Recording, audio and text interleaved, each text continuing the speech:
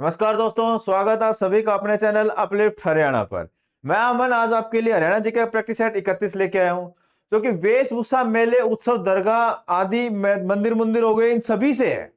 सारे questions mix रहेंगे इसके अंदर। वेशभूषा के क्वेश्चंस भी रहेंगे, मेले के क्वेश्चंस रहेंगे, दरगाह के क्वेश्चंस रहेंगे, गुरुद्वारा, मंदिर, मस्जिद, सारों से क्वेश्चंस रहेंगे। इससे पहले हम संग्रहालय के क्वेश्चंस थे वो कर रहे थे, और उससे पहले और भी कई टॉपिक हैं अपनी, जैसे हिस्ट्री हो गई, राज्य व्यवस्था हो गई, वो कंप्लीट हो चुके हैं। अगर आप हमारे चैनल से नए जुड़ रहे हैं तो आप हरियाणा जीके की प्लेलिस्ट खोलना, उसके अंदर आपको सारे टॉपिक्स मिल जाएंगे जो हमने करवा दिए हैं। आप उन क्वेश्चंस की प्रैक्टिस जरूर करके देखना, आपको पता लगेगा किस लेवल के क्वेश्चंस आपको एग्जाम में आते हैं और आपकी तैयारी कितनी है, और आपको और कितने करने की तैयारी है, कौन सा टॉपिक आपका कमजोर है, कौन सा आपका अच्छा है। तो इससे आपको आपकी लेवल का पता लग जाएगा, आपको कितना आता है कितना नहीं आता है। आज हम इन टॉपिक से क्वेश्चंस करेंगे, जो कि हमारा प्रैक्टिस सेट नंबर 31 रहेगा। चलिए शुरू करते हैं। हरियाणा, पहला क्वेश्चन है, हरियाणा में चक्र पर चिकनी मिट्टी से क्या बनाए जाते हैं, बताइए। तो चिकनी मिट्टी से चक्र के ऊपर क्या बनाए जाते हैं? बर्तन बनते हैं, मटके बनते हैं, साइकिल बनती है, फुटबॉल बनता है, बताइए। आप सभी को पता है इसका आंसर क्या होगा, मटके। मटके बनाया जाता है, आपने बचपन में भी देखे होंगे, जो चक्र होता है उसके ऊपर मिट्टी, चिकनी मिट्टी रखी, जो पानी डाल डाल के जो बनाते हैं, वो क्या बनाते हैं, मटके। चक्र में मिट्टी के मटके बनाते हैं, जिनको उपयोग गांव में लोग पीने के पानी के लिए करते हैं, और प्रदेश में मजदूरी और सुंगड़ी के लिए प्रसिद्ध जिला अजरर है। हरियाणा में कालेश्वर महादेव मठ किस स्थान के नजदीक है, बताइए। जो कालेश्वर महादेव मठ है वो किस स्थान के नजदीक है? कालका के, कलावली के, हथनीकुंड के, या आदिबद्री के, बताइए। जो कालेश्वर महादेव मठ है वो इनमें से कौन से स्थान के नजदीक पड़ता है, कहां पड़ता है ये? कालका, कलावली, हथनीकुंड या आदिबद्री? तो राइट आंसर हो जाएगा ऑप्शन सी, हथनीकुंड के। और ये कहाँ है? यमुनानगर के अंदर। ये कालेश्वर महादेव मठ यमुनानगर के जगाधरी पाउटर नेशनल हाईवे पर स्थित है, और ये यमुनानगर के हथनीकुंड के समीप जो शिवालिक की पहाड़ियां हैं उन वहां पे ये बना हुआ है, ये प्राचीन मठ। और इस मठ के कारण यमुनानगर में स्थित जंगलों को कालेश्वर जंगल के नाम से जाना जाता है। जो यमुनानगर के अंदर कालेश्वर जंगल है वो इसी मठ की वजह से जाना जाता है, क्योंकि इस मठ का क्या नाम है, कालेश्वर महादेव मठ। अरे किन्हें समर्पित है? भगवान शिव जी को। महादेव कौन? भगवान शिव।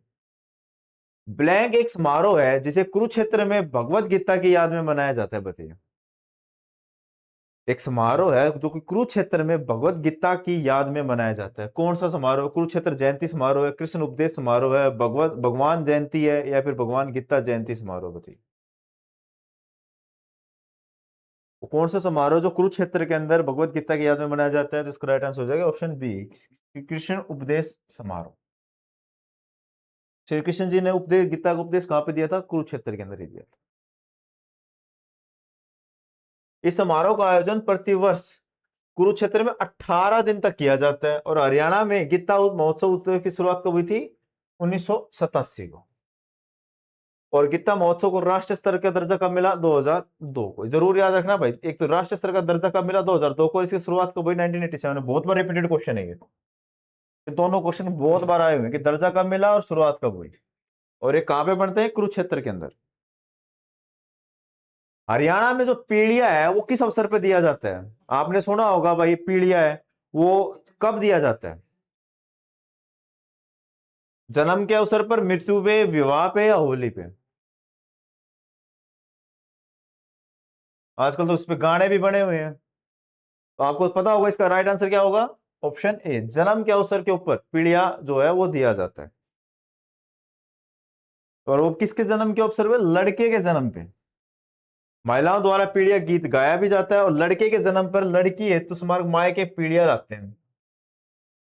लड़की पक्ष वाले देते हैं लड़के के जन्म होने पे, ठीक है। और लाल किनारे के बीच से पीला पतले कपड़े से बंधा रंगोई से ये तैयार ओढ़ना है। और विवाह पर गाए जाने वाले गीत क्या कहता है? बड्डा है। हरियाणा में गोबर और मिट्टी से बनाई गई कलाकृति क्या कहलाती है, बताइए। हरियाणा में जो गोबर और मिट्टी से बनाई गई कलाकृति है वो क्या कहते हैं? मेहंदी कहते हैं, रंगोली कहते हैं, सांझी कहते हैं, इनमें से सभी, ये सारी चीजें उसी में आती हैं। तो इसका राइट आंसर ऑप्शन सी, सांझी। ये जो है, ये जो कुंवारी लड़कियां होती हैं उनके द्वारा, कुंवारी लड़कियों द्वारा ये बनाई जाती हैं, ठीक है।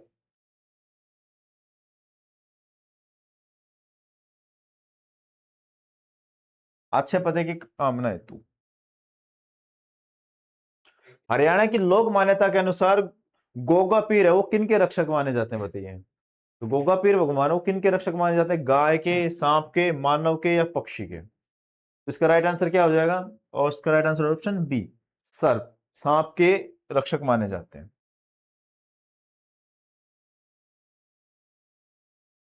हरियाणा में महिलाओं द्वारा कमर के टखने तक पहनी जाने वाली स्कर्ट जो बिना किसी कली की होती है और 4 नीले और 4 लाल धागों का उपयोग करके बुने हुए मोटे कपड़े से बनी होती है, बताइए उसे क्या कहते हैं? क्वेश्चन ध्यान से पढ़े। हरियाणा में महिलाओं द्वारा कमर से टखने तक की पहने जाने वाली स्कर्ट जो कि बिना किसी कली की होती है और 4 नीले और 4 लाल धागों का उपयोग करके बनी होती है और मोटे कपड़ों से बनी होती है, तो क्या धरना कहते हैं उसको, खारा कहते हैं, थार कहते हैं, कचरा कहते हैं? उसको कहते हैं खारा, ऑप्शन बी।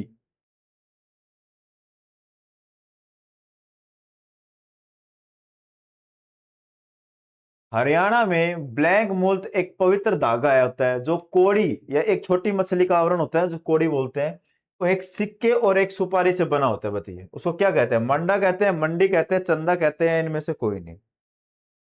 हरियाणा में ब्लैक मूल्त एक पवित्र धागा होता है जो कोड़ी एक सिक्के और एक सुपारी से बना हुआ होता है, बताइए उसको क्या कहते हैं? उसको कहते हैं मंडा। तो क्या आंसर हो जाएगा? ऑप्शन ए, उसको मंडा कहते हैं। ब्लैक कपड़े का लंबा रंगीन टुकड़ा है जो चमकदार लेस और रूपांकों से सजाया जाता है और इसका मतलब सिर को ढकना होता है, बताइए कौन सा कपड़ा होता है भाई जो कपड़े का लंबा रंगीन टुकड़ा होता है और चमकदार लेस और रूपांकों से सजाया जाता है और इसका होता है सिर को ढकने के लिए? क्या दामन, कुर्ती, चंद्र या पगड़ी? तो इसका राइट आंसर क्या हो जाएगा? ऑप्शन सी, चंद्र। यह और दामन क्या होता है? दामन हरियाणा में महिलाओं द्वारा पहने जाने वाला लाल सूती कपड़े का घाघरा होता है।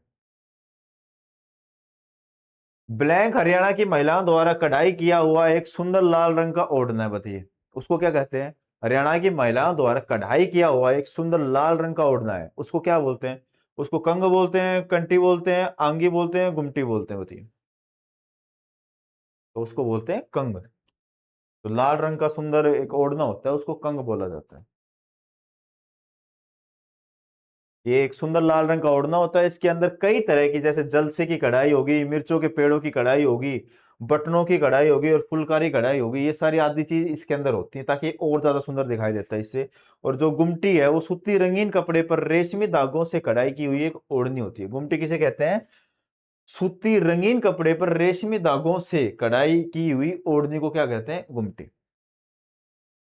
ब्लैंक एक प्रकार की टोपी है जिसे हरियाणा में पुरुषों द्वारा पहना जाता है, बताइए हरियाणा में पुरुषों द्वारा पहने जाने वाले टोपी को क्या कहते हैं? मिर्जाई कहते हैं, कमरी कहते हैं, मुरट्ठा कहते हैं या दोहरा कहते हैं, बताइए। ये एक टोपी का प्रकार है जो हरियाणा में पुरुषों के द्वारा पहना जाता है, इसको क्या कहा जाता है? मिर्जाई, कमरी, मुरट्ठा या दोहरा? तो इसका राइट आंसर हो जाएगा ऑप्शन सी, उसको बोलते हैं मुरट्ठा। और जो कमरी है वो क्या हरियाणा में पुरुषों द्वारा कुर्ते के कमर में पहने जाने वाले पारंपरिक वेशभूषा है, उसको क्या कहते हैं? कमरी। अरे किसके द्वारा पहने जाती है? पुरुषों के द्वारा, कभी महिलाएं करते हो आप याद रखना, पुरुषों के द्वारा पहनी जाती है।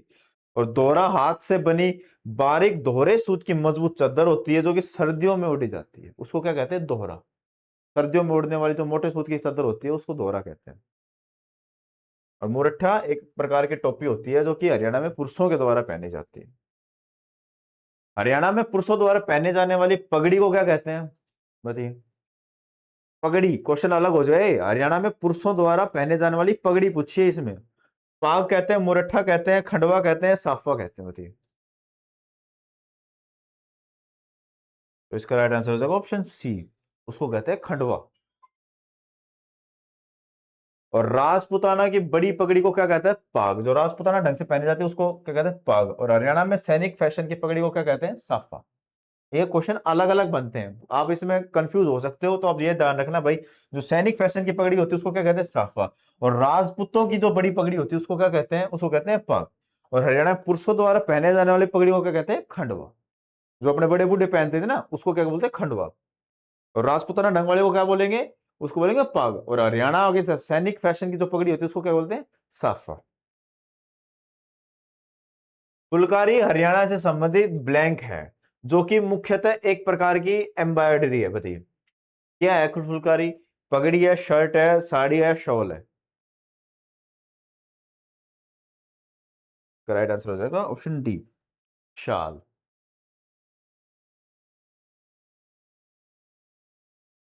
हरियाणा में पुरुषों द्वारा शीत ऋतु में पहने जाने वाली मोटे सूती धागों की मोटी चादर क्या कहलाती है? खेस, टोपी, कमरी या लोई? बताइए। हरियाणा में पुरुषों द्वारा शीत ऋतु में पहने जाने वाली मोटी सूतों की धागों की बनी हुई चादर को क्या कहते हैं? खेस कहते हैं, टोपी कहते हैं, कमरी कहते हैं, लोई कहते हैं? तो इसका राइट आंसर हो जाएगा ऑप्शन ए, उसको खेस कहते हैं। आपने आपने ओढ़ी होगी ये चीज, तो क्या बोलते हैं उसको? खेस। और जो लोई क्या होती है, वो पतली चादर होती है, उसको आपने जो शरीर पर लपेट के घूमते हैं उसको क्या बोलते हैं? लोई।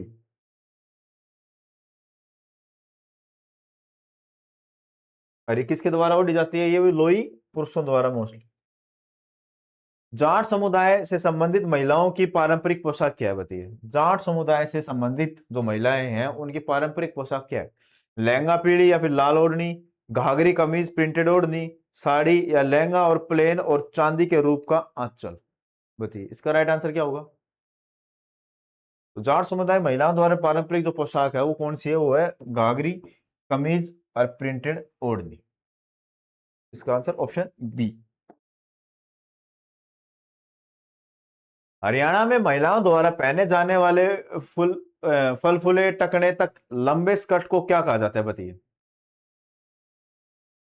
हरियाणा में महिलाओं द्वारा पहने जाने वाले फुल फूले टकने तक लंबे स्कर्ट को क्या कहा जाता है? दामन कहते हैं, घाघरा कहते हैं, चुंदड़ी कहते हैं या बारह कहते हैं? जो टकनों तक ही होता है बताइए, उसको क्या कहते हैं? और महिला द्वारा पहने जाते जिसको बोलते हैं दामन। Option A.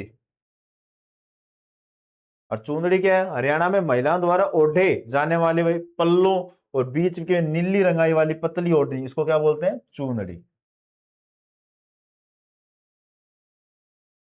बाघ और फुलकारी का संयोजन क्या कहलाता है? बताइए। ये क्वेश्चन तो बहुत बार रिपीटेड है भाई, कई एग्जाम्स के अंदर आ रखा है। बाघ और फुलकारी का संयोजन क्या कहलाता है?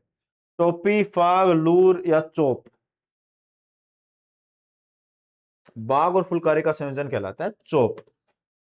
ये क्वेश्चन आपसे उल्टा रिवर्स करके भी पूछ ले भाई, चोप किसे कहते हैं? ऑप्शन में आपको मिलेगा बाघ और फुलकारी का संयोजन। बहुत बार रिपीटेड क्वेश्चन है ये, मोस्ट इंपोर्टेंट क्वेश्चन में से आता है।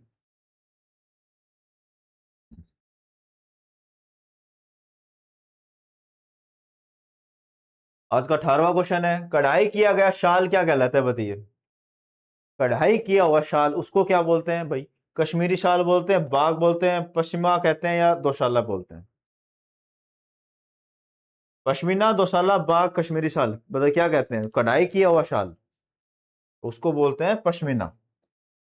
ऑप्शन सी इसका राइट आंसर हो जाएगा। कढ़ाई किया हुआ शाल को पश्मीना कहते हैं। और पश्मीना जो है शब्द, ये फारसी शब्द है जिसका अर्थ है बुनाई योग्य फाइबर होता है। और दोशाला यह एक प्रकार की ऊनी चादर है जिसके किनारों पर कढ़ाई होती है, किनारों के ऊपर कढ़ाई होती है और ऊन की बनी हुई है, उसको क्या बोलते हैं? दोशाला। और कढ़ाई किया हुआ शाल उसको क्या बोलते हैं? पश्मीना। जरूर याद रखना इस चीज को, अलग अलग है दोनों चीज। निम्नलिखित में से कौन सा फुलकारी का एक प्रकार नहीं है? पूछा आपसे। फुलकारी का एक प्रकार नहीं है, क्या नहीं है? नीलक है, ये तिलपतरा है, मुंडा है या चोप? कौन सा एक नहीं है पूछा आपसे, तो इसका राइट आंसर क्या हो जाएगा? ऑप्शन ए, बी, सी या डी? फुलकारी का एक प्रकार नहीं है, तो इसका राइट आंसर हो जाएगा ऑप्शन सी, मुंडा। बाकी के सारे क्या है? फुलकारी के एक टाइप है। आज का आखिरी क्वेश्चन है, हरियाणा में किस प्रकार की कला बहुत प्रसिद्ध है? बताइए। हरियाणा में किस प्रकार की कला सबसे फेमस है? लहरिया, मिला, फुलकारी या कढ़ाई? तो इसका राइट आंसर हो जाएगा ऑप्शन सी, फुलकारी। फुलकारी हरियाणा में पंजाब राज्य में, हरियाणा और पंजाब इन दोनों राज्यों में बहुत प्रसिद्ध एक लोक कढ़ाई है। ठीक है। जो फुलकारी अर्थ है इसका मतलब फूल आकार, यानी फूल आपने देखे होंगे कई बार, जो डिजाइन है महिलाओं की जो पहनती हैं उनके ऊपर फूल के टाइप के डिजाइन होते हैं। और पारंपरिक फुलकारी कढ़ाई का काम मोटे कपड़े पर किया जाता है जिसे खद्दर कहा जाता है। जो मोटा कपड़ा है उसे क्या कहेंगे? खद्दर। और फुलकारी को 2011 में, ये सबसे इंपॉर्टेंट है, इस पॉइंट को जरूर याद रखना, जो फुलकारी है उसको 2011 के अंदर जीआई टैग का दर्जा मिला था। यह क्वेश्चन आपसे पूछा हुआ है कि फुलकारी को जीआई टैग कब मिला था, 2011। आज की अपनी क्लास यहीं खत्म होती है। ये 15 से 20 मिनट की क्लास होती है, इसके अंदर आपसे तकरीबन 30 से 40 क्वेश्चन आपके हो जाते हैं, रिवीजन भी हो जाता है कि जो बच्चों ने पहले पढ़ रखे हैं उनका रिवीजन हो जाता है, जो बच्चे नए जुड़े हुए हैं उनके लिए ये क्वेश्चंस बहुत जरूरी होते हैं, क्योंकि उनकी और अच्छी तैयारी हो जाती है, उनको पता लग जाता है कि भाई किस टाइप के एग्जाम में क्वेश्चन आएंगे, आपको किस प्रकार की तैयारी करनी है। आज की क्लास में इतना ही था, और आपके लिए ऐसे और क्लासेस आपके लिए लेके आते रहेंगे। मिलते हैं अपनी अगली क्लास।